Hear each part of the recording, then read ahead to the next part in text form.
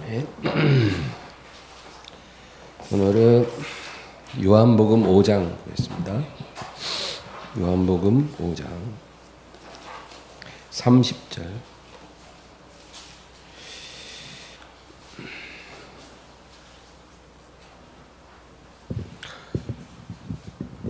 다 같이 읽겠습니다. 내가 아무것도 스스로 할 수 없노라. 듣는 대로 심판하노니 나는 나의 뜻대로 하려 하지 않고 나를 보내신 이의 뜻대로 하려 함으로 내 심판은 의로우니라. 아멘. 오늘은 하나님의 뜻을 행한다는 것이 무엇인가, 거기에 대해서 살펴보려고 합니다. 오늘 우리가 요한복음 5장 30절 읽었는데요. 예수님께서 뭐라 그러냐면 나는 아무것도 스스로 할 수 없다는 거예요. 내가 이 세상에 왔고 또 내가 나만의 의지를 갖고 있으나 아무것도 스스로 하지 않노라. 그리고 나는 나의 뜻대로 하려 하지 않고 나를 보내신 이의 뜻대로 하려 함으로 내 심판은 의로우니라. 그러니까 예수님을 보내신 이가 누구예요? 아버지잖아요. 아버지의 뜻대로 한다는 거예요. 뭐든지 아버지의 뜻대로 나는 한다. 그래서 하나님께서 나에게 심판하는 권세를 주셨지만 그 심판조차도 내 뜻대로 하지 않고 아버지의 뜻대로 하기 때문에 내 심판도 의로운 심판이 될 것이다. 그 얘기입니다. 요한복음 12장을 한 번 더 살펴볼까요? 요한복음 12장 49, 50 49, 50절 다 같이요. 내가 내 자유로 말한 것이 아니요 나를 보내신 아버지께서 내가 말할 것과 이룰 것을 친히 명령하여 주셨으니 나는 그의 명령이 영생인 줄 아노라. 그러므로 내가 이르는 것은 내 아버지께서 내게 말씀하신 그대로니라 하시니라. 다시 한번 읽어볼까요? 내가 내 자의로 말한 것이 아니요 나를 보내신 아버지께서 내가 말할 것과 이룰 것을 친히 명령하여 주셨으니 나는 그의 명령이 영생인 줄 아노라. 그러므로 내가 이르는 것은 내 아버지께서 내게 말씀하신 그대로니라 하시니라. 예수님이 이 세상에 계실 때 설교를 엄청 많이 하셨잖아요. 근데 그 모든 설교가 다 아버지께서 내게 말할 것을 다 주셨기 때문에 내가 그대로 설교를 했다는 거죠. 내가 하는 말들이 다 아버지가 주신 말이다. 그래서 나는 그의 명령이 영생인 줄 아노라. 그러니까 이게 무슨 말이냐면 하나님 아버지가 주신 말씀 그대로 내가 순종하고 증거했기 때문에 그 상급이 바로 영생이라는 거죠. 여러분 이게 굉장히 중요한 겁니다. 우리가 영생을 얻으려면 교회 열심히 다녀서 영생을 얻는 게 아닌 거예요. 우리가 영생을 얻으려면 하나님 아버지 뜻대로 해야 우리가 영생을 얻는 거예요. 하나님이 시키시는 대로 우리가 순종을 잘하면, 우리가 그렇게 살면 우리가 영원한 생명을 상으로 받게 된다는 거예요.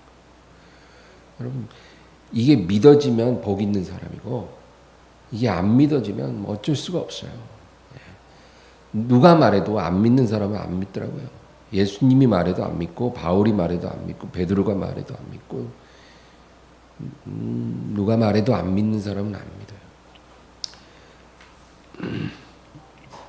그래서 예수님요 그 전생애가 온전한 아버지의 뜻으로 이루어졌다라는 겁니다. 예수님의 탄생부터 죽음까지 다 아버지가 뜻하신 대로만 되어진 거예요. 구약 성경에 다 예언되고 예수님의 탄생부터 그 죽으심까지 중요한 사건들은 다 예언돼 있어요. 그리고 예수님의 말씀조차도 다 아버지가 주신 말씀이에요. 그래서 성경을 읽어보면 이는 성경에 기록된 것을 이루려 하심이라. 뭐 이런 말씀이 많이 나오잖아요. 그러니까 어떤 사건 하나도 그냥 무의미한 게 없고 다 아버지가 기획하신 거예요. 그래서 예수님은 이 세상에 계실 때 아버지 뜻대로만 살다 가셨어요. 그렇다고 해서 예수님이 어떤 자기 의지가 전혀 없는 로봇가 아니고 예수님도 자기의 의지가 있으셨지만 이 세상에 계시는 동안에는 온전히 자기 뜻대로 하지 않고 아버지 뜻대로만 하다가 가셨다. 그리고 장차 예수님이 다시 오시는 것도 아버지 뜻대로 오시는 거예요. 아버지가 딱 그 날짜를 정하시면 그날에 오시는 거예요. 그리고 심판도 아버지의 뜻대로 심판함으로 내 심판은 의로우니라. 예수님이 겟세마네에서 기도하실 때도 여러분 그 기도 내용 알잖아요. 할 수 있으면 이 잔이 내게서 지나가게 하옵소서. 그건 뭐예요? 예수님도 자기 의지가 있는 거예요. 자기 의지를 부인하진 않았어요. 그러나 내 뜻대로 마시고 아버지의 뜻대로 하옵소서. 예수님은 죽음 앞에서도 전적으로 아버지 뜻을 구했어요. 여러분 우리가 예수님을 따라간다, 예수님을 닮아야 한다, 뭐 이런 말을 막 쉽게 하지만 우리가 예수님이 어떤 부분을 우리가 닮아야 되냐면 바로 이 부분이에요. 아버지의 뜻대로 온전히 순종하시고 죽음까지도 자기 뜻이 아니라 아버지 뜻을 따라 맡기신 거예요. 그래서 예수님은요, 한 번은 바리새인들이 왔을 때 주여 주여 하는 자마다 다 하늘나라에 들어가는 것이 아니라 내 아버지 뜻대로 행하는 자라야 들어가리라. 그렇게 또 말씀하셨어요. 그러니까 구원의 조건은요, 주여 주여 하는 게 아닙니다. 하나님의 뜻대로 하는 것이 구원의 조건이에요. 그러니까 뜻대로 안 하면 주여 주여 백날 해도 구원 못 받는 건데 마귀는 사람들이 이런 것을 깨닫기를 원하지 않아요. 그래서 정말 잘못 믿는 사람들이 너무 많은 거예요. 하루는 예수님이 이제 어느 집에 들어 계시는데 바깥에 마리아와 형제들이 찾아왔어요. 그러니까 밖에 당신의 가족들이 있습니다. 누가 내 가족이냐? 그러면서 하나님 아버지의 뜻대로 행하는 자라야 바로 그가 내 모친이고 내 형제요 내 자매니라. 그렇게 말씀. 그러니까 피를 나눈 뭐 그런 가족보다도 하나님 아버지의 뜻대로 행하는 자가 진짜 나의 모친이고 내 형제고 내 자매라. 예수님에게 패밀리라는 개념은 바로 그런 거예요. 그러니까 우리도 하나님 뜻대로 살면 예수님의 패밀리예요. 그러니까 여러분 하나님의 뜻대로 살아간다는 게 얼마나 중요한지 몰라요. 그냥 우리는 하나님 뜻대로 행하는 것을 어떤 성숙한 성도가 가지는 하나의 옵션 이런 식으로 생각해요. 그러니까 일반적인 성도는 그렇게 할 수가 없고 이제 아주 성숙한 성도들이나 할 수 있는 한 신앙의 옵션 그런 식으로 우리가 생각하는데 그렇지 않아요. 그거는 신앙의 옵션이 아니고 우리의 정체성의 핵심이에요.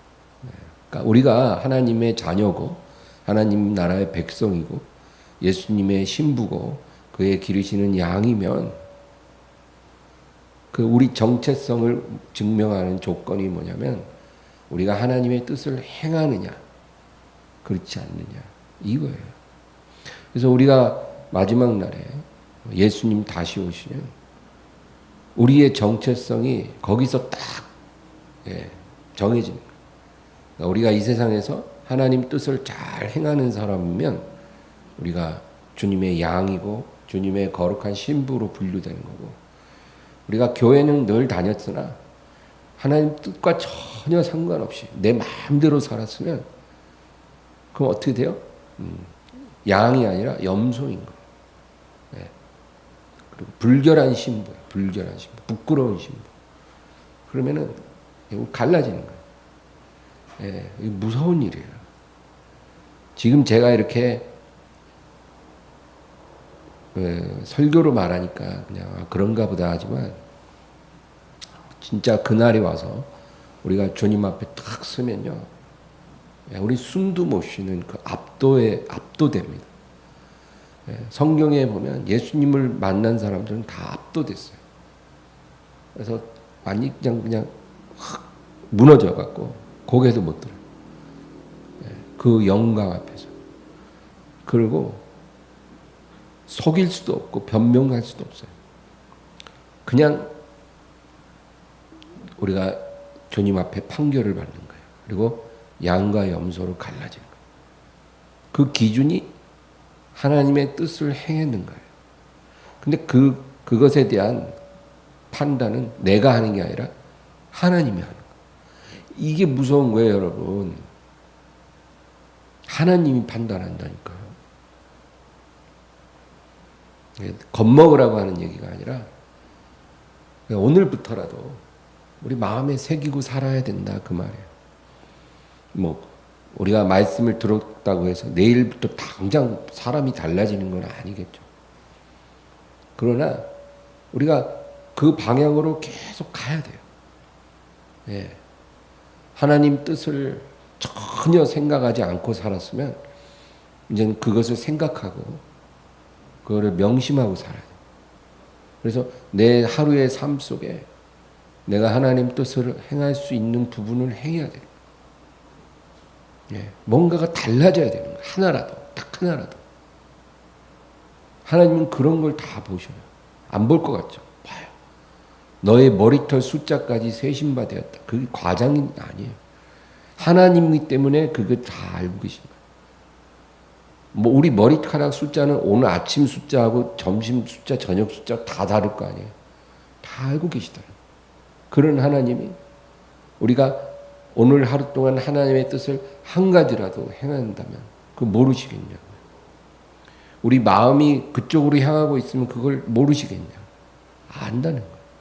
그게 중요한 거예요. 네. 그렇게 살아야 된다는 거예요. 돈 버는 것보다 그게 더 중요하다는 거예요. 돈 좀 못 벌어도 괜찮아요. 굶어 죽지 않아요, 여러분. 절대로 굶어 죽지 않아요. 그러니까 너무 걱정하지 말고 하나님의 뜻을 내가 행하는 삶을 살아야 되겠다. 이게 우리의 머릿속을 꽉 채우고 있어요. 우리 마음속. 요한복음 4장을 다시 한번 가볼까요? 요한복음 4장 34절 4장 34절입니다.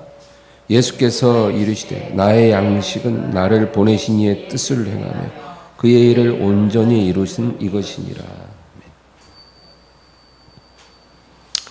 제가 좋아하는 구절이에요. 나의 양식은 나를 보내신 이의 뜻을 행하며 그의 일을 온전히 이루는 이것이니라.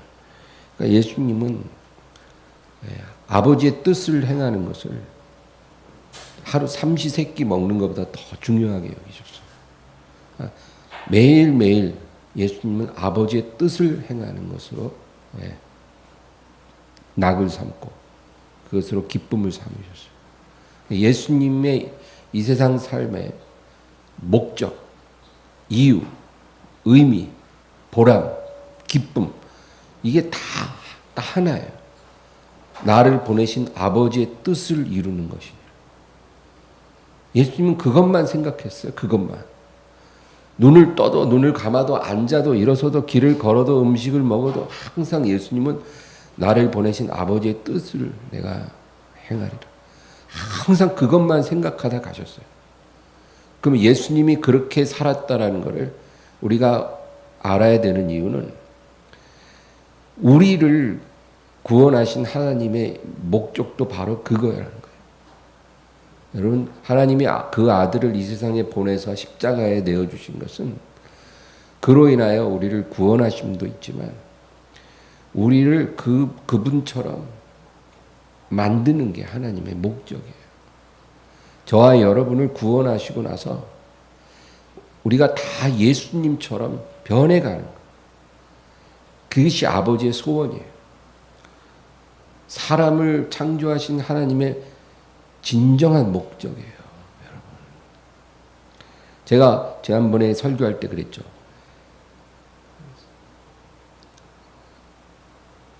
하나님의 피조물 중에 생명 가진 것 중에 회개가 가능한 존재는 사람밖에 없어요. 회개를 허락하신 피조물은 오직 사람만이에요. 왜 하나님이 사람에게만 회개를 허락하셨을까요? 회개를 통해서 변화를 하는 거예요. 변화. 예? 천사나 마귀는요, 회개할 기회가 없어요. 죄를 범하면 끝이에요, 거기서. 근데 사람은 죄를 범해도 이 세상에 사는 날 동안엔 회개하라는 거예요. 7번씩 70번이라도 회개할 기회를 주셔요. 왜? 변화되라는 거예요. 어떻게? 예수님처럼. 그게 우리에게 향하신 하나님의 목적이에요. 그러니까 예수 믿고 구원받았다고 그냥 다 끝난 게 아니라 이제 궁극적인 하나님의 목적을 우리가 이루며 살아야 돼요. 날마다 회개하고 깨어 기도하고 하나님 말씀으로 내 발의 등이요 내 길의 빛으로 삼고 그리고 예수님을 닮아가야 돼요. 내 안에 그리스도의 온전한 형상을 이루는 거예요.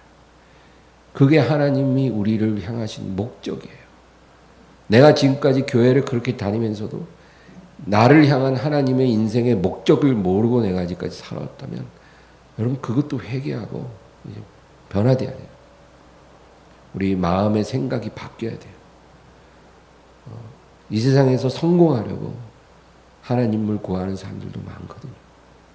그런 사람들은 이미 성공을 하거나 하나님께 구하지 않아도 성공할 수 있다는 확신이 오면 더 이상 하나님을 구하지 않아요. 하나님께 나오지 않습니다.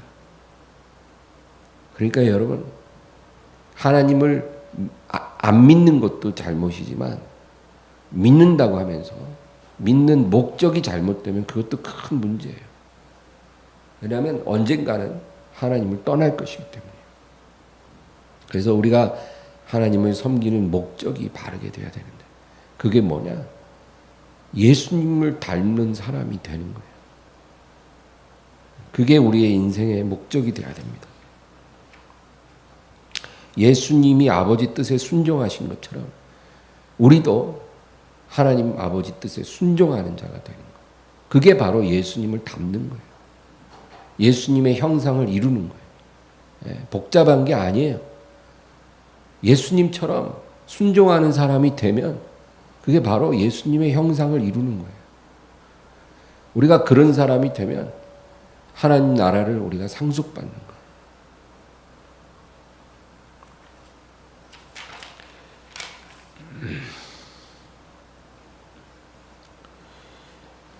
그러므로 우리 신앙의 척도는 내가 교회를 얼마나 열심히 다니는가, 내가 얼마나 많은 일을 하고 있는가, 또 하루에 기도를 몇 시간이나 하는가, 우리가 하루에 성경을 얼마나 읽는가, 이런 게 우리 신앙의 척도가 아니고요. 내가 얼마나 하나님의 뜻을 순종하고 있는가, 그게 우리 신앙의 척도예요.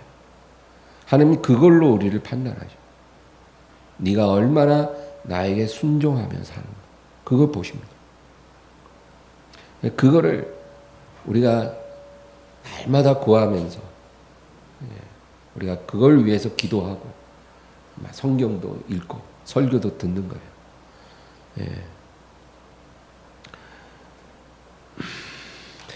하나님의 말씀을 배우는 것과 하나님의 말씀을 따라 사는 것은 별개의 문제예요. 여러분, 우리가 교회에 모여서 하나님 말씀을 배웁니다. 배운다고 해서 다 되는 건 아니죠. 우리가 배우고 나면 그 다음에 이제 그것을 적용해야 돼요. 그럼 적용을 어디서 해요? 우리 각자의 삶 속에서 하는 거예요. 그래서 교회에 오는 것도 중요하지만 우리가 각자의 삶에서 어떻게 사느냐가 더 중요해요. 제대로 살려면 교회에 와서 하나님의 뜻을 잘 배워야죠. 그리고 삶 속에 가서 성령님과 동행하면서 하나님의 뜻을 행하는 거예요. 그것이 바로 적용입니다. 실패하는 걸 두려워하지 마시기 바랍니다. 여러분, 우리가 하나님 말씀을 배우고 적용할 때, 하나님 말씀을 따라 살려고 할 때 어떻게 성공만 하겠어요? 네, 실패하죠. 솔직히 성공보다 실패를 훨씬 더 많이 해요. 그래도 그거를 부끄러워할 필요가 없다는 거예요. 그게 좋은 거예요. 우리는 실패를 통해서 내 안에 있는 죄를 보게 될 수 있다는 거예요. 실패가 없다고 자랑하는 사람은 그건 어리석은 거예요. 우리가 실패를 해야 내 안에 있는 죄를 똑똑히 보는 거예요.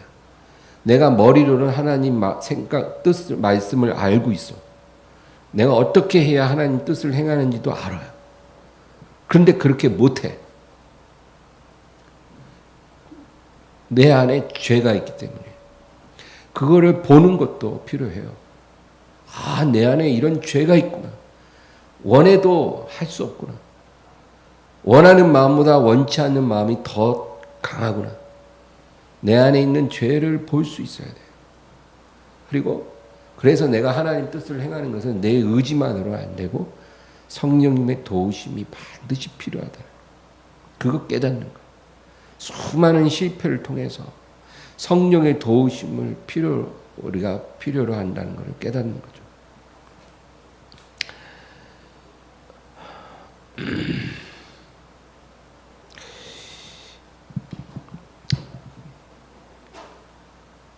우리가 하나님을 위해 어떤 계획을 갖고 있을 수 있어요. 그렇죠? 그건 좋은 거예요. 하나님을 위해서 어떤 계획을 갖고 그 사역의 비전이라고 이렇게 말을 해요. 그래서 내가 어떻게 전도를 하겠다. 내가 복음을 전하리라. 뭔가 하나님의 영광을 내가 나타내리라. 이런 많은 좋은 계획을 갖고 있지만 그런 것들이 우리 안에 그리스도의 형상을 이루는 것보다 더 중요하진 않아요.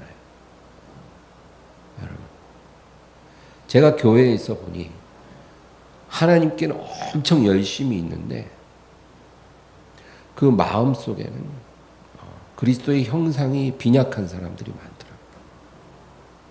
그러면 결국 그게 뭐냐면 그 열심은 하나님을 향한 열심이라고 하면 자기 열심인 거예요. 내 안에 예수의 형상이 풍성하게 이루어진 후에 거기서 이렇게 흘러 넘치듯이 하나님의 사역을 하면은 문제가 없어요. 예수님도 이 세상에서 그렇게 하셨거든요. 아버지에 대한 사랑이 충만하시기 때문에 아버지의 뜻을 행하면서 하시는 거예요. 근데 우리는 예수님 같지 않고 내 안에 예수의 형상이 빈약한데도 그냥 열심만 갖고 하나님의 일을 한다는 거예요. 여러분, 그렇게 하면 안 된다는 거예요. 사역보다 순종이 더 중요합니다. 그래서 사무엘 선지자도 순종이 제사보다 낫고 듣는 것이 수양의 기름보다 나으니. 그 어떤 예배나 사역보다 순종하는 것이 중요하다는 거죠. 그러니까 우리는 항상 포커스를 하나님 뜻에 내가 순종해야 한다. 거기에 맞춰야 돼. 바깥에서 뭘 하느냐가 중요한 게 아니라 내 안에 그리스도의 형상을 이루어 예수님이 순종하신 것처럼 나도 아버지 뜻에 순종하리라. 매일의 삶에서 그것을 이루리라. 이게 우리의 중요한 최고의 관심사가 돼야 된다는 거예요. 여러분, 외적인 사역은 나 아니라 누굴 통해라도 하나님은 하실 수 있어요. 우리가 그걸 잊지 말아야 돼요. 내가 무슨 능력이 있어서 내가 열정이 탁월해서 하나님이 나를 필요로 하는 게 아니에요. 하나님은 우리에게 어떤 일을 맡길 때 우리의 능력을 필요로 해서 우리를 쓰는 게 아니고 그 일을 통해서 우리를 깨뜨리고 변화시키기 위해서 그 일을 맡긴 거예요. 나의 능력을 빌어 무슨 일을 이루려고 나를 부른 게 아니라 그 일을 통해서 나를 변화시키려고 나를 부르신 거예요. 그러니까 여러분, 일보다 순종이 중요하다 그 얘기죠. 빌립보서 1장 6절을 한번 보겠습니다. 빌립보서 1장 6절.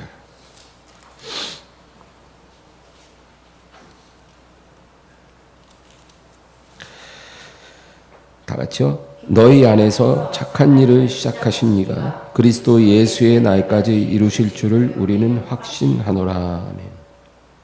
바울은요, 빌립보 교인들에게 딱 한 가지를 이제 권면하는 거예요. 너희 안에서 착한 일을 시작하신 이가 그리스도 예수의 날까지 이루실 줄을 우리는 확신한다. 그러니까 너희 바깥에서 뭐 어떤 일을 시작하셨다는 게 아니에요. 하나님. 그래서 빌립보 교인들 보고 내가 너희들 만날 때까지 뭐 그리스도 예수님 강림하실 때까지 뭐 전도 열심히 해라. 뭐 봉사 열심히 해라.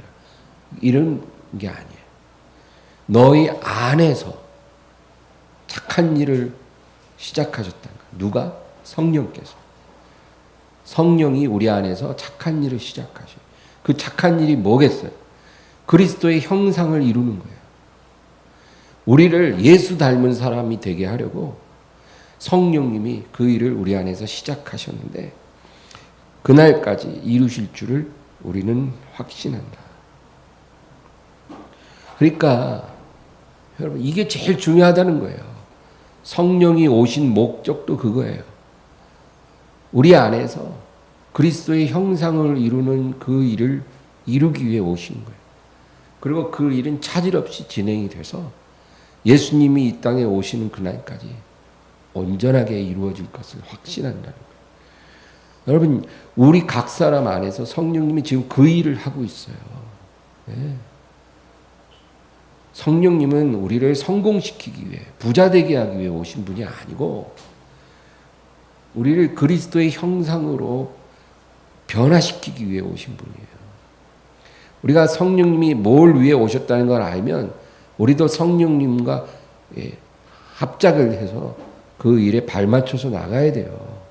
성령님은 우리 안에서 예수님을 닮아가게 하려고 하는데 우리는 자꾸 부자 되게 해달라고 동상이몽을 하는 거예요. 네? 우리와 동행하시는 성령님과 생각이 달라요. 그럼 뭐가 되겠냐고요, 신앙생활이. 늘 불만이 가득한 거예요. 네? 교회를 다니도. 네? 그럼 하나님이 우리에게 맞추리? 우리가 맞춰야죠. 네? 사람은 여러분, 마귀를 닮든지 예수를 닮든지 둘 중 하나입니다. 이게 성경에 보는 관점이에요. 한 사람이 이 세상에 태어나면요, 그 다음부터는 예수를 닮아가든지 마귀를 닮아가든지 둘 중 하나예요. 중간은 없어요. 그래서 천천히 예수를 닮아가는 사람이 있고 또 천천히 마귀를 닮아가는 사람이 있어요. 우리는 어느 방향으로 가고 있는지 우리 스스로에게 한번 물어봐야 돼요. 내가 만약에 3년 전보다 지금 예수님을 조금이라도 닮아가고 있다면 다행이죠. 감사하죠. 그러나 내가 만약에 그러지 않다면 그럼 내가 지금 천천히 마귀를 닮아가고 있는 거예요. 생각하는 것도 마귀를 닮아가고, 말하는 것도 마귀를 닮아가고, 행동도 마귀를 닮아가고. 여러분, 이런 사람들이 세상에만 있는 게 아니라 교회에도 많아요. 교회 30년, 40년 다닌 사람 중에서도 제가 보면 예수님을 닮은 거라기보다는 마귀를 많이 닮은 사람들이 너무 많아요. 목사 중에도 많고, 장로 중에 더 많고, 권사들 중에도 많고. 예수님보다 마귀를 더 닮았어요. 말하고 행동하는 게. 어떻게 하나부터 10까지 생각하는 게 그렇게 다 부패하고 육적이고 물질적인지 몰라요. 도대체 신앙생활을 40년, 50년을 하고 목회를 30년씩이나 했다고 하면서 어떻게 저렇게 입만 열면 정욕적인 말만 하는지 모르겠어요. 그 사람이 예수를 닮지는 않은 거 확실한 것 같아요.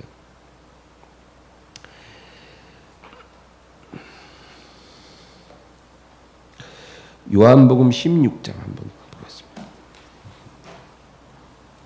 요한복음 16장 13절에서 15절 16장 13에서 15절입니다. 그러나 진리의 성령이 오시면 그가 너희를 모든 진리 가운데로 인도하시리니 그가 스스로 말하지 않고 오직 들은 것을 말하며 장래일을 너희에게 알리시리라. 그가 내 영광을 나타내리니 내 것을 가지고 너희에게 알리시겠습니다. 무릇 아버지께 있는 것은 다 내 것이라. 그러므로 내가 말하기를 그가 내 것을 가지고 너희에게 알리시리라 하였노라. 아멘. 여기 보면 이제 우리 안에 오신 성령님이 어떤 일을 하는지를 우리에게 말해주는데, 그가 오시면, 진리의 영이 오시면 그가 너희를 진리 가운데로 인도하실 것이고, 그리고 뭐라 그래요? 그가 스스로 말하지 않고 오직 들은 것을 말한다는 거예요. 이거 아까 우리가 읽은 말씀하고 상당히 비슷해요. 예수님이 자기 자신에 대해서 나는 내 스스로 자의로 말하지 않고 오직 아버지께서 들은 것을 말한다는 거죠. 예수님도 이 세상에서 그렇게 아버지께서 주시는 말씀을 하셨는데, 성령님도 우리 안에 오셔서 스스로 말씀하지 않고 오직 들은 것을 말하는 거예요. 누구한테 들어요? 아버지께 들은 거예요. 아버지에게 들은 말씀을 우리에게 하시는 분이 바로 성령이에요. 그러니까 여러분, 2000년 전에 예수님과 함께 있던 제자들 너무 부러워할 거 없어요. 그들은 육체로 오신 하나님의 음성을 들었지만 지금 우리는 우리 안에 들어오신 하나님의 음성을 듣는 거예요. 그러니까 우리가 들을 마음만 있고 그분께 날마다 귀 기울이면 우리가 그분의 음성을 들을 수 있어요. 성령님은 스스로 말씀하지 않고 아버지께 들은 것을 말씀하신다는 거예요. 그리고 장래일을 너에게 알리시리라. 우리 앞에 어떤 일이 있을지 성령께서 우리에게 계시해 주신다. 그거죠. 그리고 나서 14절에 그가 내 영광을 나타내리니 내 것을 가지고 너희에게 알리시겠습니다. 그러니까 성령님은 아버지께 들은 말씀을 하시는데 그게 무슨 말이냐? 바로 예수에 관한 말이에요. 성령님은 자기 자신을 증거하시지 않아요. 아버지께 들은 말씀을 하시는데 그게 바로 예수 그리스도에 관한 말씀이에요. 그래서 내 영광을 나타낸다는 거예요. 그래서 우리에게 예수님을 계시해 주는 분이 성령님이에요. 특별히 우리가 성령님을 통해서 깨닫는 것은 예수님이 이 세상에 오셔서 아버지 뜻에 온전히 순종했다는 거예요. 그게 예수님의 영광이에요. 그가 죽기까지 순종하심으로 아버지가 그를 높이셨다 그랬잖아요. 그러니까 그게 예수님의 영광이거든요. 그 영광을 우리에게 가르쳐 주시는 거예요. 그러니까 너희도 예수처럼 이 땅에 사는 동안 아버지 뜻에 순종하면 아버지께서 예수를 높이신 것처럼 너희도 높이시고, 아버지가 예수에게 그 모든 유업을 주신 것처럼 너희에게도 주시리라. 그거예요. 성령의 그거를 우리에게 깨닫게 해주신 거예요. 그게 바로 내 영광을 나타내리니 내 것을 가지고 너희에게 알리시겠습니다. 그 얘기입니다.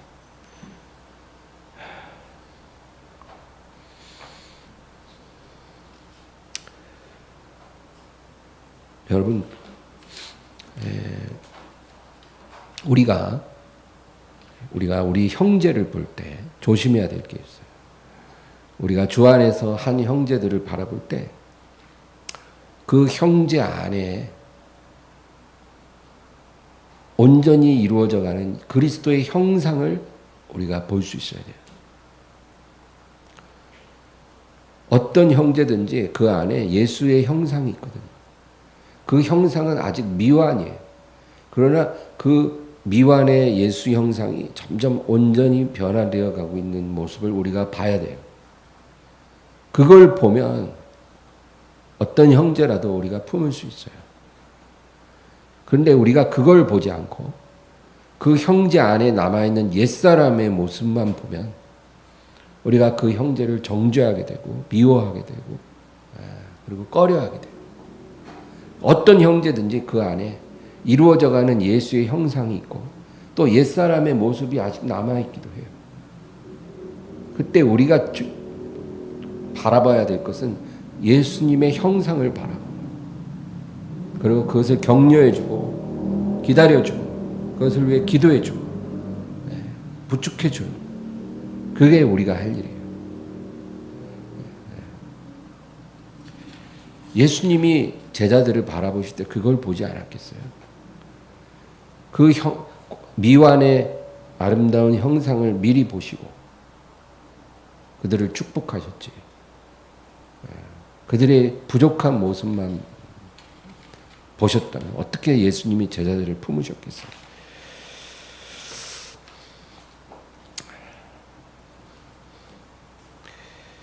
오늘 제일 중요한 포인트는 우리가 예수님처럼 이 세상에 살면서 하나님의 뜻에 순종하는 것, 그것이 가장 강력한 능력이다. 그것보다 중요한 게 없어요. 그것만큼 강력한 능력이 없어요. 마귀가 제일 두려워하는 게 그거예요. 여러분, 예수님은 그 공생애를 시작할 때 광야에서 시험을 받으셨죠. 마귀가 와서 예수님을 시험할 때 예수님이 그 마귀를 말씀으로 물리치셨어요. 마귀를 대적했어요. 그러니까 마귀가 잠시 예수를 떠났다 그렇게 기록되어 있어요. 잠시. 그러니까 말씀으로 대적하면 마귀는 떠나요. 그러나 잠시 떠나는 거예요. 근데 예수님의 사역의 끝에 예수님은 이제 겟세마네 동산에 들어가서 기도하셨어요. 그렇죠?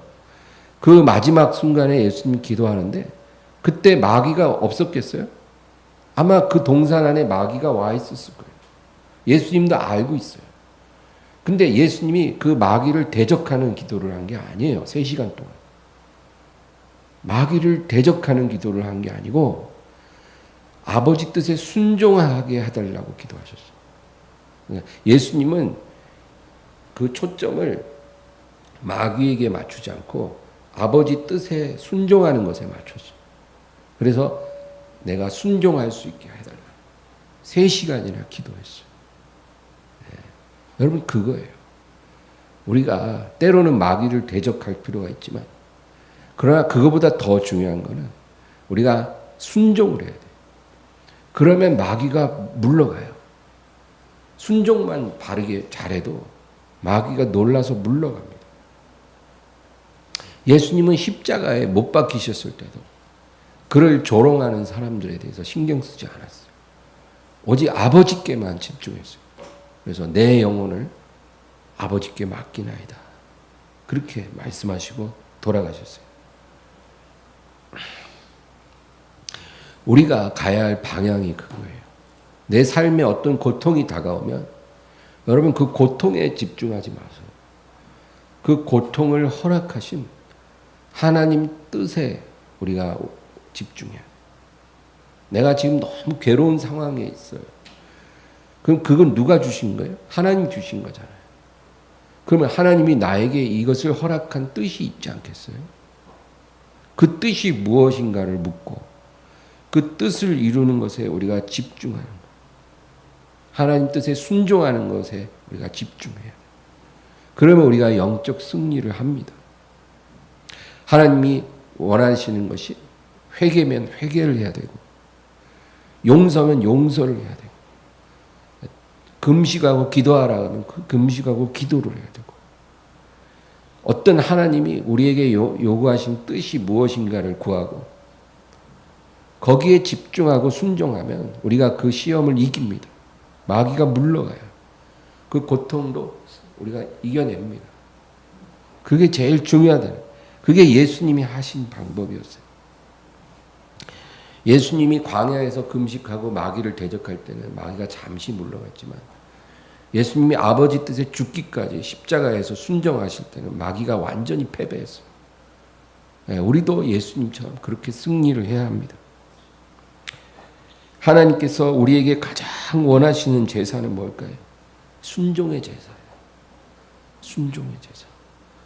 황소를 드림보다 순종의 제사를 기뻐하죠. 그 어떤 사역이나 봉사나 예물보다 하나님은 우리의 순종의 제사를 원하죠. 하나님 뜻을 구하고 그리고 순종을 해야 돼요. 우리의 삶 속에서 어디에서 우리가 머물든지 그 자리에서 항상 마음은 하나님께 향하고 하나님 뜻을 구하는 거예요. 그래서 우리가 기도도 하는 거고 성경도 읽는 거고 설교도 듣는 거예요. 그걸 통해서 성령께서 나에게 하나님 뜻을 깨닫게 해주시거든요. 그럼 깨달은 다음에 우리가 해야 될 일은 예수님처럼 순종하는 거예요. 순종하면 영적 승리가 와요. 그러면 마귀는 물러가고 저주도 사라지고 문제도 해결되고 뭔가가 인간이 할 수 없었던 일들이 이루어지는 표적을 하나님이 우리에게 보여주십니다. 내가 100년을 노력해도 할 수 없는 그런 일들도 우리가 순종하면 하나님께서 표적으로 보여주세요. 네가 순종함으로 영적 세계의 판도가 바뀌었다는 거예요. 내가 너를 통해 영광을 받기 위해 이 일을 이루었다. 여러분 그거를 체험하시기를 바랍니다.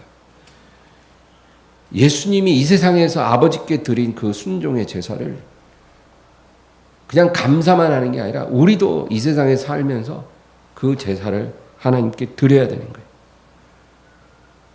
그것이 바로 예수님을 닮는 거고 예수님을 따르는 거고 예수님의 형상을 이루는 겁니다. 저와 여러분이 그렇게 되기를 주의 이름으로 축원합니다.